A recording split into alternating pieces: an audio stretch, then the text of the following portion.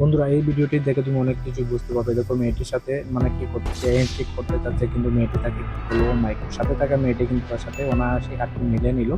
এবং সে যেটি করলো, তার সাথে আবারও মানে চেষ্টা করবে হাত মেলানোর এবং তাকে রিকোয়েস্ট করবে, কিন্তু এই মেয়েটি তাকে বললো যে না, তোমার সাথে আমি এটা করব না।